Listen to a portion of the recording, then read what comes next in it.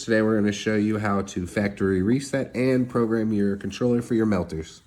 To start, for the factory reset, you're going to hold all three buttons until it goes to INIT. Usually takes about 5 seconds. 1, 2, 3, 4. There we go. INIT, we're going to go left. That'll say no. We'll click up for yes. That means yes for factory reset.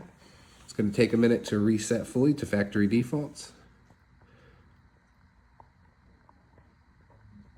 Now we will go over programming the unit. Hold the mode button until you see PAR2. It'll say INT. You'll click the left arrow to change that setting. Go to JIC. Once you get there, click mode to save that setting. Now it says unit. We'll click left to change that. This is between Celsius and Fahrenheit, so we'll change it to Fahrenheit for our domestic customers. Save it with mode. Next one that's going to come up is INB. This is a calibration setting. If the temperature on your melter is a bit different from the temperature on your material, you can change the setting to calibrate it in. We'll click mode to get past that for now. Going to go to HSU as our next setting. We're going to change this to 212 for a standard melter. For an extreme melter, you will go to 300. For a double extreme melter, you'll go to 400.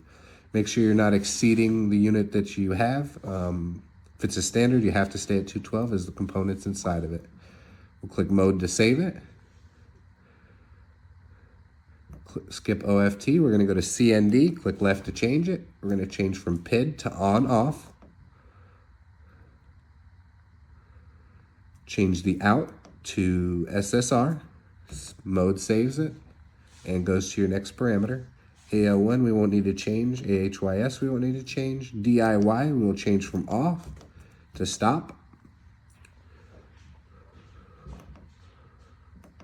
That's all the settings for PAR2. We're going to hold the mode button to save those in. Once we give it a second, we're going to go over the next parameters. Go to PAR1 and let go. We'll go to HYS, click left, click down to change that to 1, mode to save it. After that, we're going to hold mode to save all the settings we've changed.